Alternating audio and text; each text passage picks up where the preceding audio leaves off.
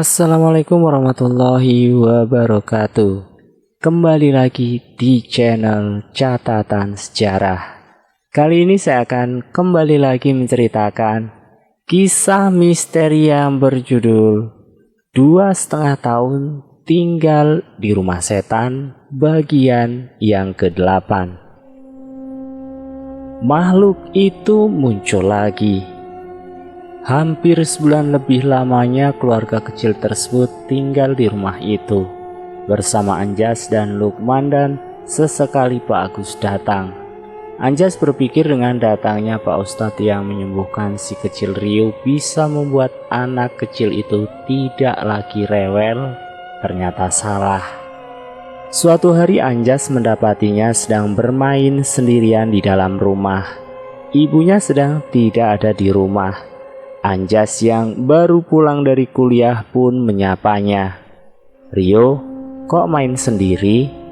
tanya Anjas.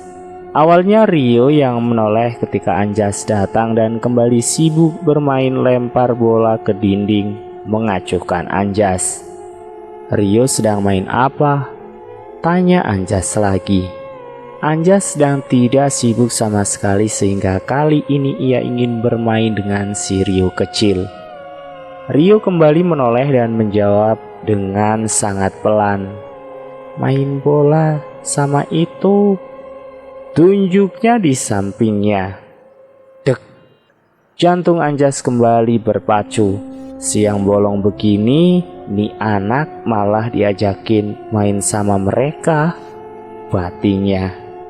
"Main di luar aja yuk, main bolanya di luar," ajak Anjas sambil menarik lengan Rio. Tak disangka Rio memberontak dan menarik kembali lengannya sambil berkata marah. "Saya nggak mau, saya mau main sama mereka," ujarnya. Mampus, mereka? Memang ada berapa banyak makhluk yang sedang bermain dengannya? Jangan, nggak boleh. Rio nggak boleh main sama mereka, kata Anjas. Ia masih mengingat pesan Pak Ustadz waktu hendak pulang saat itu sehabis mengobati Rio. "Adi, jangan dikasih sering-sering sendiri ya Rionya. Namanya anak kecil memang disenengin sama yang begitu," ucap Pak Ustadz saat itu. "Ayo, nggak boleh di sini sendirian ya," ajaknya. Ajaknya menarik lengan Rio. Anjas tidak mau anak kecil ini sakit lagi gara-gara masih bisa melihat makhluk-makhluk itu. Kali ini Rio manut. Dia mengikuti Anjas keluar halaman dan bermain bola 1 lawan 1 di halaman samping pohon mangga besar. Tidak sampai 10 menit ibunya membuka gerbang dan masuk. "Oh, Mas Anjas sudah balik. Maaf, tadi saya habis beli sayur di seberang jalan, malah keasyikan ngobrol," ujar Mbak Siti sambil tersenyum, dan Anjas balik tersenyum dan mengangguk. Malam itu Mas Adi tidak kembali ke rumah dengan alasan canvassing keluar kota, sehingga hanya Anjas, Lukman, Mbak Siti dan Rio saja yang ada di rumah. Sejak tadi sore ada yang aneh dengan gelagat Mbak Siti. Berkali-kali ia masuk kamar sekitar 5 menit kemudian keluar lagi ke dapur. Lukman tidak menyadari keanehan ini. Justru Anjas yang punya feeling kuat ada yang tidak beres, namun toh dia hanya mengabaikannya tanpa bertanya pada Mbak Siti. Sehabis Isya, Mbak Siti memanggil mereka berdua untuk makan malam. Adanya Mbak Siti di rumah ini merupakan perbaikan gizi bagi dua lelaki penghuni awal rumah ini, sehingga mereka sangat berterima kasih sekali kepada Mbak Siti. "Mari Mas Lukman, Mas Anjas, mari makan," ujar Mbak Siti. Rio menempel di belakangnya. Mereka makan berempat di ruang tengah di atas gelaran tikar. "Mbak Siti, tadi Rio saya lihat main sendiri lagi di situ waktu Mbak Siti belanja tadi siang," ucap Anjas. Mbak Siti otomatis melihat ke arah Rio yang asyik menyuap sendiri. Aduh, saya lupa kalau dia nggak boleh ditinggalin sendiri. Soalnya tadi dia masih tidur waktu saya tinggalin belanja, Mas. Jawab Mbak Siti sambil mengelus kepala anaknya. Iya Mbak, dia ngomong-ngomong sendiri lagi kayak waktu itu. Ujar Anjas lebih kepada mengingatkan Mbak Siti untuk kelalaiannya tadi siang. Nggak lagi-lagi deh saya tinggalin dia, Mas. Mana bapaknya lagi nggak bisa pulang. Jawab Mbak Siti dengan nada cemas yang kentara sekali. Nggak apa-apa Mbak Siti, kan ada kami juga. Nanti kalau ada apa-apa langsung bangunin kami saja ya, kata Lukman menimpali dan dibalas anggukan oleh Mbak Siti. Malam itu sekitar pukul 22:15 dan Lukman masih terjaga di kamar masing-masing. Bukan karena apa, tapi memang keduanya belum bisa tidur. Ditambah lagi ada banyak sekali pekerjaan kampus yang harus mereka selesaikan minggu ini. Anjas sedang melepas penatnya berbaring di kasur sehabis menghafal beberapa modul kuliah sebelum dia mendengar sesuatu. Awalnya suara tidak terlalu jelas, namun semakin lama semakin jelas. Hampir seperti langkah kaki melintas begitu saja di sampingnya kemudian hilang. Dia melongo, memastikan sekali lagi suara itu, namun tidak ada lagi. Dia kembali berbaring, namun kali ini siaga. Dia sangat jelas mendengar langkah kaki. Dia memasang kuping dan memastikan Lukman masih di kamarnya, namun sia-sia. Karena dia sama sekali tidak mendengar ada gerakan dari kamar sebelah. Belum sempat dia memperbaiki posisi tidur, ketika saat itu juga jendela kamarnya ada yang mengetuk. Anjas membeku. Sangat kuat keinginannya untuk menoleh mengarah ke jendela. Namun perasaan was-was yang dirasakannya malam ini mengingatkannya pada waktu malam itu. Ia tidak mau menoleh ke jendela. Lagi-lagi diketuk. Namun Anjas masih dengan pendiriannya untuk tidak melihat ke jendela. Perasaannya sangat tidak enak. Kemudian kali ini jendela itu digaruk. Persis seperti suara benda tajam yang digoreskan ke kaca, dan entah karena sudah muak atau karena pasrah, akhirnya dengan berani Anjas bangun dari kasurnya dan menoleh melihat ke jendela. Dan di sana makhluk itu, makhluk yang pernah menghantuinya malam saat hujan badai bersama Lukman saat itu. Pocong itu muncul lagi di ambang jendela kamar Anjas, menatap Anjas, tempat yang seharusnya ada mata namun tidak ada mata di sana. Hanya bundaran hitam kosong dengan tali pocong masih terikat. Wajah Kisu dan busuk saat ini menatap Anjas dari luar jendelanya. Kekagetan yang luar biasa yang membuat Anjas tidak bergerak sama sekali. Masih saling bertatapan, bukan karena Anjas saat itu sok berani sehingga tidak memalingkan wajahnya. Tapi beda dengan malam itu. Kali ini jarak antara Anjas dengan pocong itu sangat dekat, sehingga darahnya membeku dan tidak mampu untuk bergerak sama sekali. Namun selagi Anjas berusaha untuk kabur, pocong itu menghilang, namun tetap menyisakan ketegangan yang tidak akan pernah dilupakan Anjas saat itu. Badannya otomatis dapat bergerak kembali dan saat itu juga ia mampu berpikir jernih dan tanpa babi ibu langsung berlari hendak membangunkan Lukman. Namun sebelum mencapai kamar Lukman, Anjas berhenti. Ia mengurungkan niatnya memberitahu Lukman, karena toh tidak akan menyelesaikan masalah ataupun mengurangi ketegangan barusan. Lagi pula Lukman sudah tidur sepertinya. Tidak ada suara gerakan dalam kamarnya.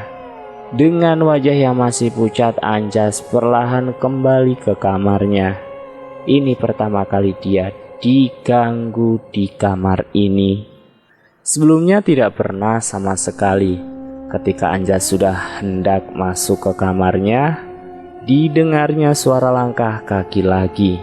Namun kali ini asalnya dari kamar Mbak Siti, dan beberapa saat kemudian Rio, anaknya, keluar sambil membawa bola yang dimainkannya tadi siang. Rio sama sekali tidak menyadari ada Anjas di dekatnya. Ketika ia melemparkan bola ke dinding persis seperti yang dia lakukan tadi siang, Anjas terpaku. Meskipun Anjas sudah sangat sering diganggu oleh makhluk-makhluk di rumah ini, namun jujur ketika dia melihat seorang anak kecil bermain bola sendiri tengah malam begini membuat bulu kuduknya kembali meremang.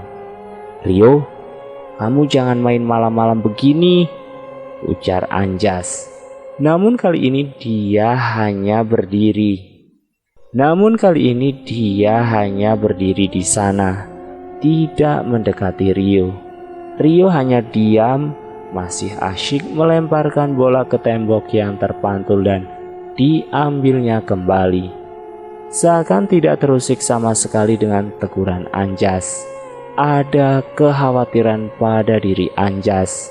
Jangan sampai bocah kecil ini melihat penampakan yang barusan ia lihat di kamarnya. Rio, ulang Anjas. Namun anak itu tetap tak bergeming. Akhirnya Anjas berinisiatif membangunkan ibunya. Dia mengetuk kamar Mbak Siti walaupun dalam keadaan terbuka. "Mbak Siti, Mbak," ujarnya, dan setelah Mbak Siti terbangun, dia melanjutkan, "Mbak, kebetulan saya masih bangun. Rio kebangun, itu dia lagi main bola, Mbak," katanya. Mbak Siti yang semula masih bingung karena dibangunkan langsung mengerti dan beranjak keluar kamar. "Astaga, Nak, kamu lagi ngapain?" ujar Mbak Siti seraya mendekati Rio dan menariknya berdiri. "Jangan main bola jam segini. Tidur, ayo, tidur. Besok lagi mainnya, Nak," tambahnya. Rio yang semula sangat asyik main sendiri tiba-tiba melihat ibunya dan seakan baru sadar. Anak itu menurut saja ketika diajak masuk ke kamar. Namun ketika akan masuk ke kamar, Rio kembali menoleh ke arah tembok tempatnya bermain barusan. Hanya beberapa detik sampai akhirnya ia mengikuti ibunya masuk kamar. Anjas yang menyaksikan dua hal yang sangat mengejutkan malam itu hanya bisa diam dan membatin. Sudah cukup dah malam ini. Kemudian berlalu menuju kamarnya. Ia sempat melihat sebentar ke arah jendela kamarnya dan tidak ada apapun di sana. Hingga ia memutuskan untuk langsung tidur saja. Keesokan paginya, persisnya sekitar pukul 9-an, Mas Adi pulang ke rumah. Terlihat letih namun senang akhirnya bisa pulang.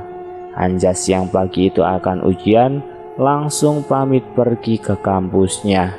Namun dia masih sempat mendengar Mbak Siti menceritakan kejadian tadi malam yang dialaminya pada suaminya. Namun Anjas tidak bisa mendengar banyak mengingat jadwal ujiannya pagi itu akan segera dimulai. Beberapa minggu pun berlalu. Sore itu Lukman dan Anjas sedang mengobrol sambil merokok di halaman rumah. Ujian mereka sudah selesai. Anjas memberitahu Lukman niatnya untuk pulang kampung beberapa hari.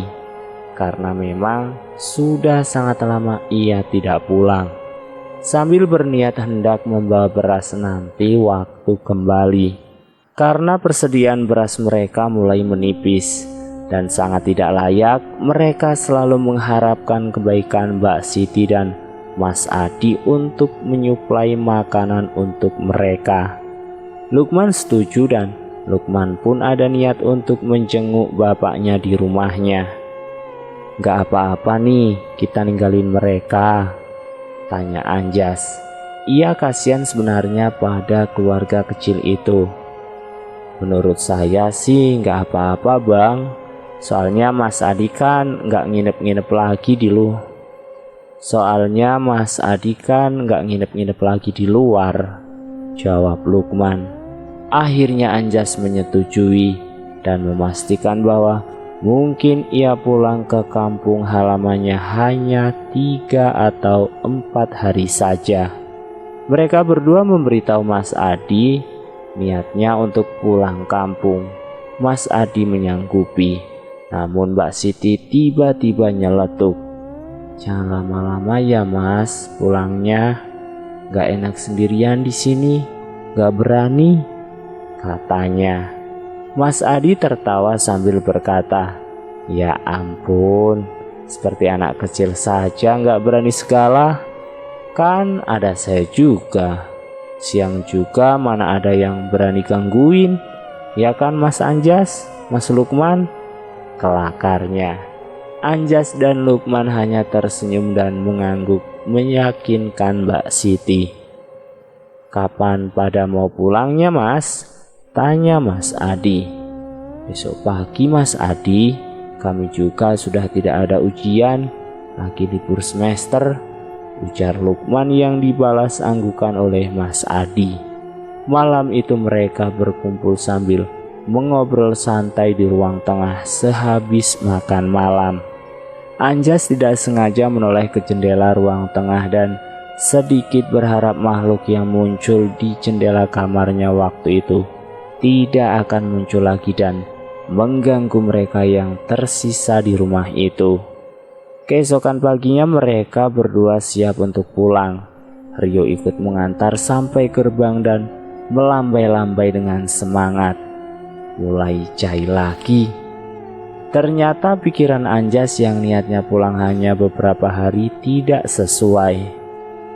Ada pegawai atau kondangan di rumahnya karena anak dari uak atau dari ibunya melangsungkan acara nikahan, sehingga dia kembali ke Mataram hampir seminggu lebih. Karena merasa tidak enak terlalu lama pulang kampungnya, ia berencana sore itu untuk kembali ke Mataram. Namun ketika Anjas masuk ke halaman rumah, keadaan rumah itu sepi. Tidak ada Rio yang seperti biasanya menyambut. Anjas menelpon Lukman. "Man, kamu di mana?" ujar Anjas lewat telepon. "Saya lagi di Lombok Utara, ada acara keluarga bang, jadi belum bisa balik hari ini. Besok pagi kayaknya saya balik," jawabnya. Anjas masuk ke dalam rumah, sepi dan tidak ada orang sama sekali. "Assalamualaikum," ucapnya pelan walaupun tahu tidak ada orang di dalam rumah. Ini sudah menjadi kebiasaannya masuk rumah ataupun ke kamarnya. "Waalaikumsalam," ada yang menjawabnya. Anjas terkejut luar biasa. Dia berdiri diam, melihat sekitar namun tidak menemukan siapa-siapa. "Tumben dijawab," ucap Anjas pelan sambil menutup pintu dan bersambung. "Saya akhiri kisah ini sampai di sini dulu. Nanti saya akan lanjutkan pada bagian yang selanjutnya. Terima kasih sudah menonton video catatan sejarah. Wassalamualaikum warahmatullahi wabarakatuh.